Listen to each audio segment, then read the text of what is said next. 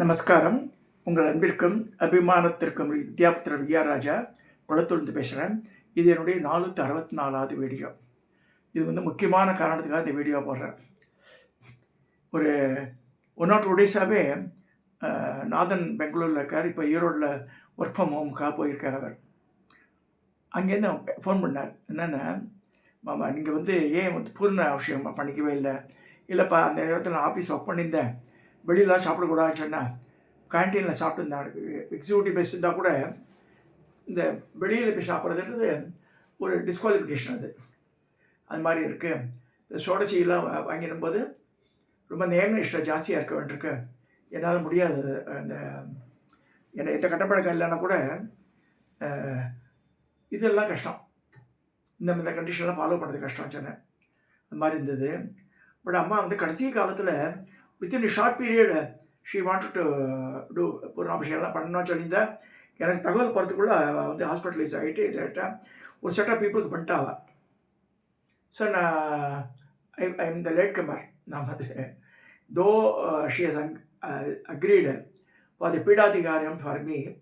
1 or 2 years முன்னாடி எனக்கு அதிகாரம் கொடுத்து அவள் உட்காந்துட்டு இருக்கிற சபையிலேயே எனக்கு எல்லாரையும் நமஸ்காரம் பண்ண சொன்னான். தட் வாஸ் அங்கீகாரம் given to me. நீ உனக்கு பீடாதிகாரம் கொடுத்துட்டேன்டா, நீ யாருக்கு வேணா உபதேசம் பண்ணுன்னு அவள் குருவாக்கில் சொல்லிட்ட பிறகு என்ன, அதாவது என்ன தான் நீங்கள் வேதங்கள் மந்திரங்கள்லாம் சொன்னாலும் இந்த குருன்ற 2 வார்த்தைக்கு 2 எழுத்துக்கு உயர்வான எதுவுமே கிடையாது. அந்த அம்மா சொன்ன சர்டிஃபிகேட் தான் எனக்கு. நிறைய பேர் கூட சொன்ன பெங்களூரில் மைசூர்லெல்லாம் நிறைய சர்டிஃபிகேட் கோர்சஸ் தான், ஃபஸ்ட் கிரேட் செகண்ட் கிரேட் எல்லாம் இந்த ஸ்ரீவித்யாவில் அது மாதிரி சர்டிஃபிகேட் வாங்கி நாக்கில் வச்சுக்கிறது. நோ, நம்ம இந்த நாலேஜ் கெயின் பண்ணி அதை ப்ராக்டிக்கல் அப்ளை பண்ணோம். அப்புறமா தண்ணி பாட்டிக்கு போயிட்டுருக்கா என்ன பிரயோஜனம்? அது சர்டிஃபிகேட் கோர்ஸ் அட்டன் பண்ணா பண்ணாட்டா என்ன நிறைய பார்க்குறேன். நான் மெட்ராஸ்லேயே பார்க்குறேன். எங்களுக்கு எல்லாம் ஆகிடுது, தீட்சை ஆகிடுது. எனக்கு தெரிஞ்ச ஃபேமிலியிலேயே எல்லோரும் தீட்சைன்றா. என்னையா தீட்சை? லலிதா சஹஸ்ரநாமம் சொல்ல தெரியாது நிறைய பேருக்கு. இது என்ன தீட்சை? அது லலிதா சஹஸ்ரநாமம் சொல்லாமல் மரணம் தெரியாமல் இருக்கிறதால அற்ற வேஸ்ட். எனக்கு தெரிஞ்ச வரைக்கும் பேசிக் திங் லலிதாவுடைய அந்த மரணம் பண்ணி அவனை கம்பல்சரி. அது சிலதெல்லாம் கம்பல்சரி நான் சொல்லுவேன். என்கிட்ட வரது அந்த சிஷ்யாவில் யார் வேணா இருக்கலாம், ரெஸ்பெக்ட் காஸ்ட் நான் கவலைப்படல. லலிதா அவன் மரணம் பண்ணணும். அதே மாதிரி நாமானி நித்தியப்படி சொல்லணும். அது மாதிரி என்னோட கண்டிஷன் சொல்லுவாங்க. பட் நான் இதை பார்த்து கேஸ்கிரேட் பார்த்து பார்க்குறது இல்லை. நான் என்னோடய பரமகுரு குரு மாதா இவோ சம்பகாம்பா, பரமகுரு பாலானந்தர், அவெல்லாம் பார்த்ததே கிடையாது. ஜாதி பேதம் பார்த்தது கிடையாது. உலகம் முழுக்க அவர் சிஷ்யர் இருந்தார். சில பேர் டிஃப்ரெண்ட் ஒப்பீனியன், அவள் கருத்துக்கு வேறுபாரமாக இருக்குது. அவளுடைய அபிப்பிராய பேதங்கள்லாம் வேறு. அதை பற்றி நான் குறை சொல்ல விரும்பலை. என்னோட கான்செப்ட் என்ன அம்பாளையே உணர்த்திருக்கார் 2-3 விஷயத்தில். ஒரு பூஜா கிரகத்தில் யாராவது வந்துட்டாங்கன்னா you should treat them as equivalent தான் சொல்லியிருக்கு. சாஸ்திரங்கள்லேயே இந்த பிராமணனுக்கு தரணும்னு இவா எழுதி வச்சது பின்னாடி அது மாதிரிலாம் சொல்லப்படவே இல்லை. ஒரு இதில் பூஜையில் எல்லாரையும் சமமாக ட்ரீட் பண்ணணும் தான் சொல்லியிருக்கு. அந்த ஆன்மாவை தான் நேசிக்கணும். என்னோட பிரின்சிபலில் தான் இப்படிலாம் இருக்கும்போது இன்றைக்கி எர்லி மார்னிங் ஒரு கனவு. அதனால தான் சொல்ல தான் கூப்பிட்டேன். இப்போ இந்த வீடியோ பதிவாக இருக்குது தான். ஒரு பெரிய இதுவாட்டிருக்கு. அந்த என்னோடய கனவெல்லாம் சினிமா சீலாட்டம் நீளமாக போயிட்டே இருக்கும். அது பெரிய ஒரு few minutes it was going on. ஒரு பெரிய மடமாட்டிருக்கு, நிறைய பேர் உட்காந்துருக்கா. அதில் பார்த்தா என் குருமாதா உட்காந்துருக்கா. உள் மனசு சொல்கிறது அவள் ஸ்ரீபுரத்துக்கு போயிட்டாள், இங்கே உட்காந்துருக்காவோ அப்படின்னு நினைக்கிறேன் நான். அப்போ என் பக்கத்தில் ஒரு வயசான மாமா அவர் உட்காந்துட்டுருக்கார். இது என் குருமாதாவோட ஃபோட்டோ. அது இந்த குரு பாதுகாவில் ஆனந்த ஹரிகரன் போட்டு படம். இவன் உட்காந்துருக்கா. எனக்கு பிடிச்ச அந்த பச்சை கலர் இவன் மாதங்க ஸ்வரூபமாக தான் பார்ப்பேன். அந்த குருமாதாவை எப்பயுமே நல்ல வெள்ளை கலர் கிடையாது, கம்மியான. ஆனால் முக லட்சணம் அப்படியே இருக்கணும்.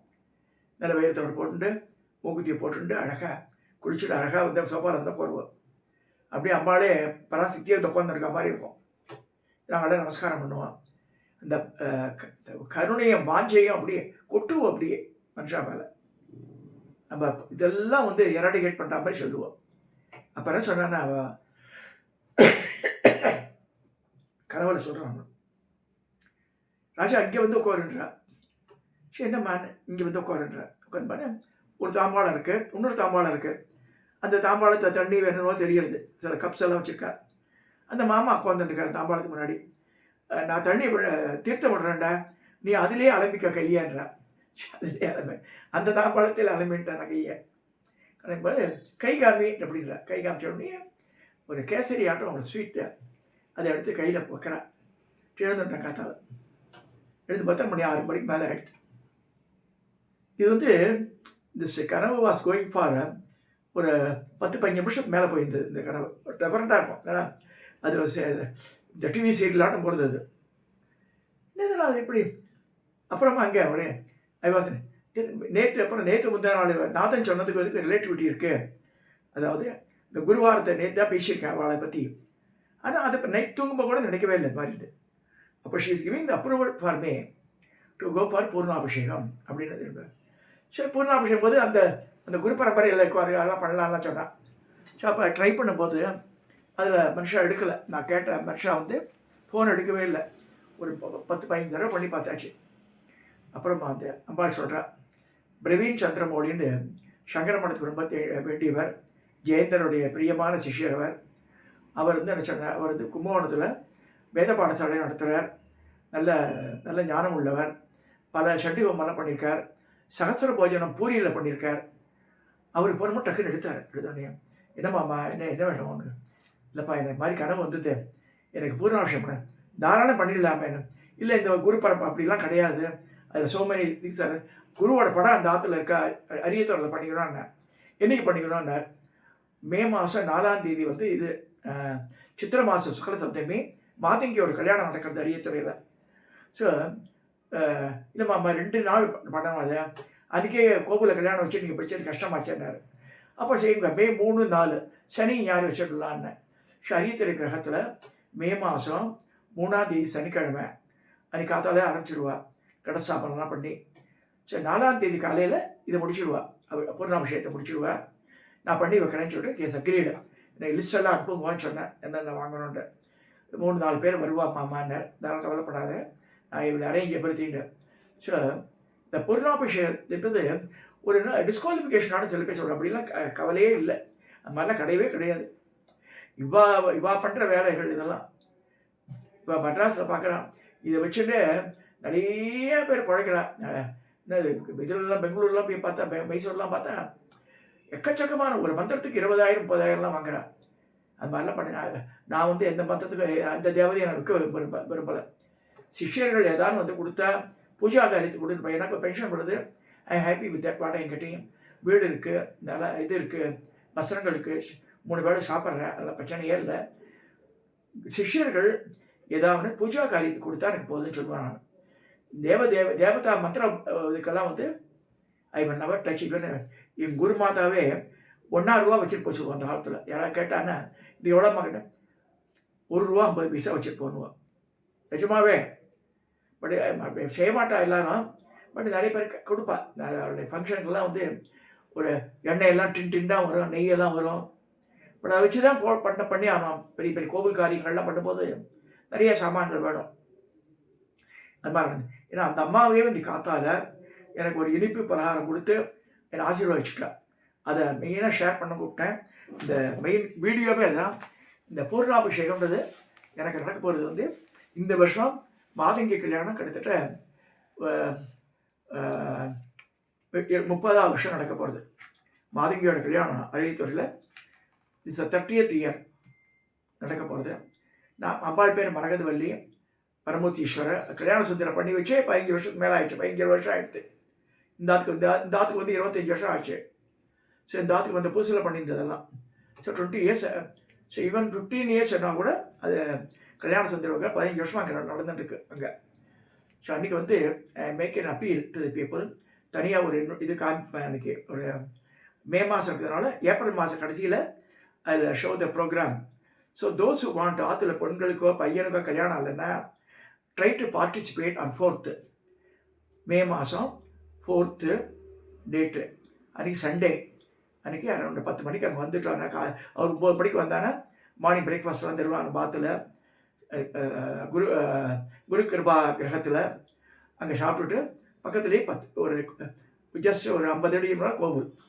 கோவிலில் போய் கோவில் சுற்றி பார்த்து கங்கை நீரெல்லாம் இருக்குது, அதெல்லாம் எடுத்து போட்டு மேலே பொழிச்சிட்டு சாப்பிட்டுட்டு ரோம மகிழ்ச்சியெல்லாம் பார்த்துட்டு கோவிலோட வந்தால் 10 மணிக்கு ஆரம்பிப்பேன். அபிஷேகம்லாம் ஆரம்பிச்சுட்டு ஹோமம் நடக்கும், சங்கல்பம் நடக்கும்.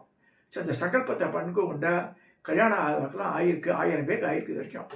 ஸோ அதில் பார்ட்டிசிபேட் பண்ணி கேட்டுட்டு நான் அந்த சப்ஜெக்டை முடிக்கிறேன். இப்போ இந்த பூர்ணாபிஷேகத்துக்கு ரிலேட்டடாக இந்த குரு சொல்லும்போது இந்த புத்தகத்தை வச்சு சொல்கிறேன் நான். இது பரசுராம கல்ப சூத்திரம். இவ நங்கநல்லூர் ராஜராஜேஸ்வரி கோவிலில் வெளியிடப்பட்ட புத்தகம். ரொம்ப பியூட்டிஃபுல் பேப்பர், நல்ல பிரிண்டிங், ரொம்ப அழகாக போட்டிருக்கா. அதை எல்லாருக்கும் எளிமையாக புரியணுண்டு இங்கிலீஷ்லையும் இருக்குது பரசுராம கல்ப சூத்திரம், தமிழ்லையும் போட்டிருக்கா. சில பாயிண்ட் சொல்லியிருக்கா. ஒரு விஷயத்துக்கு பிரமாணம் அதன் மீது வைத்திருக்கும் அசைக்க முடியாத விசுவாசமே. அந்தராத்மாவின் நாதத்தை அனுபவிக்க குரு, மந்திரம், தேவதை, ஆத்மா, மனஸ், மூச்சு ஆகியவற்றின் ஐக்கிய பாவனை உணர வேண்டும். அடுத்ததாக பரபிரம்மத்தின் சுரூபமே ஆனந்தம். சாதகன் சரீரத்தில் இந்த ஆனந்தம் பஞ்சமகார அர்ச்சனை மூலமாக வியாபிக்கும். அடுத்ததாக பிச்சைவாளுடைய இதில் நம்ம நிந்திக்கக்கூடாது சொல்லியிருக்கு. பிற தரிசனங்களை நிந்திக்கக்கூடாது. பாவனையின் உறுதித்தன்மையால் ஆத்மசித்தி கிட்டும். சித்தாந்தத்துக்கு மாறான கருத்துக்களை பொருட்படுத்த வேண்டாம். யாரும் கமெண்ட் அடிச்சா பற்றி கவலைப்படாத பற்றியும். சக்திக்கு மட்டுமே ரகசியங்களை சொல்ல வேண்டும். சிவோகம் என்ற பாவனையிலேயே இருக்க வேண்டும். வித்தையில் சதா ஆழமாக ஈடுபட்டிருக்க வேண்டும். எந்த காலத்தை பத்தமான எந்த ஊருக்கு போனாலும் சரி அதை விடக்கூடாது. இப்போ முஸ்லீம் எல்லாம் பாருங்க, ஏர்போர்ட்டில் உட்காந்து அவன் இது பண்ணுறான், நமாஸ் பண்ணுறான். இவன் பிராமண சந்தியாவந்தனம் பண்ணுறது கிடையாது. ஸோ காயத்ரி ஜபம்னு சொல்கிறது கிடையாது. எங்கள் குரு சொல்லுவாள், அங்கேயும் தான் உடலாண்டே காரில் போகும்போது ட்ராவல் பண்ணும்போது அந்த காயத்ரி மந்திரத்தை சொல்லுங்க, 24 எடுத்தத அப்படி சொல்லுவாள். ஏக குருவை வழிபட வேண்டும் என்பது சந்தேகம் கூடாது. நம்ம குருனா அவரை தான் வச்சுக்கணும்.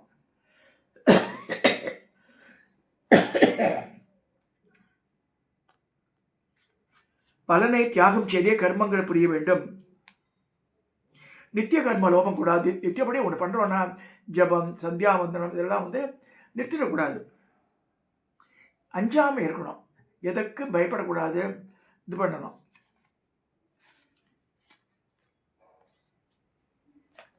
ஆத்ம ஞானமே பலன்.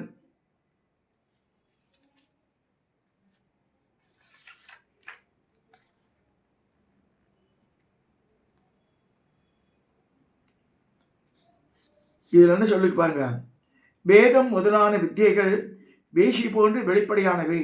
இந்த வித்தியோ அஸ்ரீவித்யா மற்ற தர்சனங்களுக்கிடையே குப்தமாக வைக்கப்பட்டுள்ளது. நிறையாருக்கு இதனுடைய அர்த்தங்கள் புரியாது, எதுவும் இருக்காது. எல்லாரும் ஸ்ரீவித்தியை கற்றுக்கணும் ஆசைப்படுறதில்லை, அதையும் சொல்லிடுறேன். மதிப்படைத்தவன் தீட்சைக்காக எல்லா வழிகளும் முயல்வான்.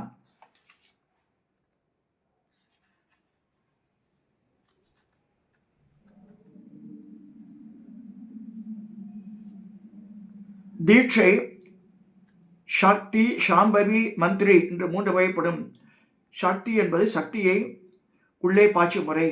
சாம்பவி என்பது பாதங்களை வைக்கும் முறை. மந்திரி என்பது மந்திரத்தை உபதேசிக்கும் முறை.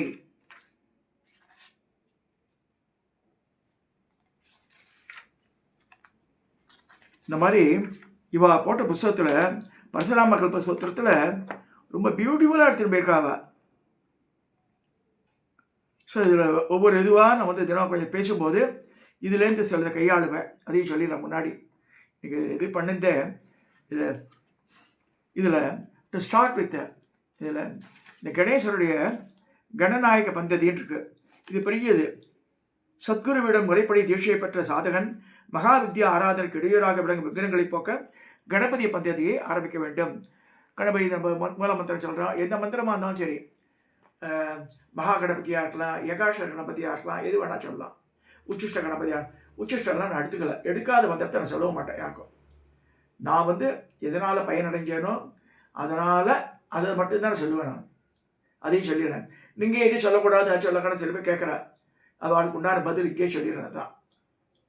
ஸோ அடுத்ததாக இந்த கணபதியை வச்சு ஆரம்பிக்கும் போது நான் இன்றைக்கி இந்த கணபதிக்கு உண்டான ஒரு கதையை சொல்லி முடிச்சிடுறேன். என்னென்னா, ஒரு 20 வருஷத்துக்கு முன்னாடி 15 வருஷத்துக்கு முன்னாடி என்கிட்ட ஒரு கோவிந்தராஜன் ஒருத்தர் வருவார் என்னை பார்க்கறதுக்கு. அவர் வந்து ஒரு அழகாக ஒரு 5 to 6 inches பிரபாவளியோட ஒரு கணபதி விக்கிரகத்தை வாங்கி கொடுத்தார். நல்லா ரொம்ப அழகாக இருந்தது. அது ஏகாட்சர கணபதியாக இருந்தது. அதுதான் இப்போ ஆனந்த ஹரிஹரன் அமிச்ச ஃபோட்டோலேருந்து எடுத்து பார்த்தா இந்த வலக்கையில் உடைச்ச தந்தத்தை வச்சு நாம இருக்குது. அதே மாதிரி தான் இருக்குது இங்கே இது. நான் முட்டாள்தனமாக என்ன பண்ணேன், ஒரு 15 வருஷத்துக்கு முன்னாடி நான் பண்ண தவிர இங்கெல்லாம் செய்யக்கூடாது இருக்குது. அதுக்காக சொல்கிறாங்க. இந்த சபதி வருவான், சுந்தரன் சபதி மறைமலைகள் இருந்தவன். அவனோட சொன்னேன், ஏன்னா இது வந்து எனக்கு அவ்வளோவா மனசில் இதமாக இல்லை. இதில் வந்து எனக்கு மகாகணபதியை சக்தியோட வச்சு கொடுத்துருவியா நீ பண்ணி தரேன் சாமி, ஐஷன் பேடம் எடுத்து முடாத. நான் ஒரு அப்போ என்ன பண்ணிக்கணும்னா, இந்த டைம் டியூரேஷன் தெரிஞ்சுட்டு அதில் இருக்க சக்தியை எடுத்து வேறு கும்பத்துலேயோ ஆவாகனம் பண்ணி அது கொடுத்துக்கணும். நான் பண்ணலை. அது போனதுலேருந்து எனக்கு பிரச்சனை ஆரம்பிச்சிச்சு. அதில் ஆஃபீஸில் பிரச்சனை, வீட்டில் பிரச்சனை மாதிரி இருந்தது. உடல்நிலை மோசமாக போயிடுது. போன உடனே உடம்பு சரியில்லாமல் போயிடுத்து. I undergone lot of suffering the body. அப்புறமா வந்து திரும்ப உணர்த்துறார் சாமி நமக்கு. அதுதான் ரீசெண்டு. திரும்ப all the way I took a car and travelled up to Maraimalai Nagar. போய் அந்த சபதியோட போர் எடுக்க மாட்டேன்றான். அந்த மறைமலை நகரில் அந்த ஊரெல்லாம் விசாரிச்சுட்டு இந்த சபதியோட வீட்டுக்காக போயிட்டேன் நான். எங்கடா அதுன்னா, அது இப்போ வேலை இல்லை சாமி, எனக்கு ரொம்ப பிஸியாக இருக்க வேறு இதில் என்னோ பண்ணிட்டு இருக்கான். எங்கடா வச்சுருக்காது வேற பார்த்தா அது ஒரே ஒரு டஞ்சனாட்டம் ஒரு ரூம் இருந்தது. ஒரே இருட்டாக இருந்தது. அந்த இடத்துல ஒரு மூச்சு உள்ள அது போட்டுச்சிருக்கான். இது பின்னாடி இப்படி தான் நல்லா உடைக்கலை. திருப்பி அதை வாங்கிட்டு வந்து ஆற்றுக்கு வந்தப்போ உயிரை வந்தது. அப்புறம் கணபதிக்கு நிறைய பாலாபிஷேகம்லாம் பண்ணி அப்புறம் தான் உட்காந்துருக்காரு பூஜா. அதில் கீழே 2 காப்பரம் வேசி, இந்த பக்கத்தில் கணபதி, இந்த பக்கத்தில் சுப்பிரமணிய சுவாமி வெள்ளி தேவதாராக இருக்கும். அவர் அப்போ சொல்கிற, இப்போ ஏன் புத்தி வந்து ஆட உனக்கு அப்படி கேட்குறாரு. அதுலேருந்து நான் வந்து அப்புறம் நித்தியப்படி பூஜையில் அவர் புஷ்பத்தை வச்சு தான் ஆரம்பிப்பேன். எதுக்கு சொல்ல வரேன்னா, நம்ம வந்து இதை கற்பனை பண்ணுறான், இப்படி பண்ணிடலாம் அப்படி பண்ணிடலான்ட்டு. அப்படி பண்ணும்போது புதுசாக அவங்க பண்ணிக்கலாம் தவிர விற்கிறத பூஜையில் இருக்கிறதுக்கு மாதிரிலாம் பண்ணால் பாபத்தோட சேரும் இருக்கு. நான் அனுபவித்தேன். அது அந்த தப்பை யாரும் பண்ணாது. அந்த அழகான நான் பண்ண 2 தப்பு. இந்த வாராகி விற்கிறவங்க வாங்கி போகிற இந்த ராஜபாசம் என்னுடைய சிஷ்யன் அவர் திடீர்னு இறந்துப்பட்டார். ராத்திரி தூக்கம் எல்லாம் வாட்டம் ஜாட்டமாக அழகாக ஜம்முன்னு இருப்பார் பார்க்கறதுக்கு. என்னவோ தெரியல, அவர் சரியாக கவனிச்சிக்கல. அவங்க ப்ராப்ளம் வரப்போதுன்னு சொல்கிறான் அம்பாள். தயவுசெய்து ஹாஸ்பிட்டல் போங்க சாமி. என்ன இல்லை திருவள்ளிக்கண்டில் எனக்கு தெரிஞ்சவா, ஒருத்தருக்காக ஒய்ஃபுக்கு தெரிஞ்சவா, அந்த டாக்டர் இந்த மாத்திரை சாப்பிட்டா போதுன்னாரு. ஒரு நாள் திடீர்னு ஃபோன் பண்ணி சொல்கிறேன், என்ன அப்படியே மரக்கட்டையாட்டம் ஆகிடுச்சு உடம்பு எனக்கு. நான் அப்படியே தவிர்ந்து போய் ஒய்ஃப் ரூமில் கதவு தட்டி அவள் வந்து அப்புறம் கொடுத்தப்போ தான் எழுந்து உட்காந்தேன் நானுன்ற அந்த இது இன்சிடென்ட்லாம் நடந்து வித்தின் 2 months பாஸ்ட் அவே வைல் ஸ்லீப்பிங். காத்தால் காப்பி கொடுக்குறதுக்காக மாமியந்து எழுப்புறா, தூங்கி சுஜாதான்னு பேர். அவள் கண்ணை மூடின்னு அப்படியே தூங்குற மாதிரியே இருக்கார். இந்த மாதிரி ஆச்சு. அந்த மாமி என்ன பண்ணா, அவருக்கு நான் ஆசைப்பட்டு கொடுத்த வாராகி விற்கிறதுக்கு இந்த கணபதி சச்சிதானந்த சுவாமி ஆசிரமத்தை கொடுத்து அவள் ஆசிரமத்தில் வச்சுக்க மாட்டேன்னு சொல்லி அவாத்து இத்தினோட டஞ்சனாட்டு சமையல் ரூமில் கொண்டு வச்சுட்டா. அவள் நான் கேட்டதுக்கு தரமாட்டேன்னா. அப்புறமா சொன்னேன்ப்பா, வாராகி வந்து இங்கே நவராத்திரியிலே வந்துட்டா இங்கே குழந்தை மேலே, நீ இப்போ பாவத்தை தேடிக்க ஆச்சுன பிறகு புஷ்கலா போய் வாழ்ந்தா. அவள் வேலைச்சேரியில் இருக்கா, அங்கேயே பக்கத்தில் இது. இதெல்லாம் இதுக்கு சொல்கிறேன்னா, இந்த மாதிரி நம்ம பூஜையை பண்ணி மந்திரம் ஏற்றின விக்கிரகத்தை யாருக்கும் கொடுத்துறாங்க. அது பண்ணால் பாவங்கள் வந்து சேர்ந்துடும். இந்த கணபதியில் எனக்கு இது நடந்தது. இன்றைக்கி இந்த இது பரசுராம கல்பசூத்திரத்தில் இந்த கணபதி இதை பற்றி பேச போகிறோம் பின்னாடி. இதை சொல்லி இந்த பூர்ணாபிஷேகத்து டேட் ஹஸ் பீன் ஃபிக்ஸ்டு. மே மாதம் 3-4 அரியத்துறை குரு கிருபா கிரகத்தில் நடக்க போகிறது. இது வந்து தூண்டுதலாக முதல்ல இருந்தது நாதன் தான் எனக்கு.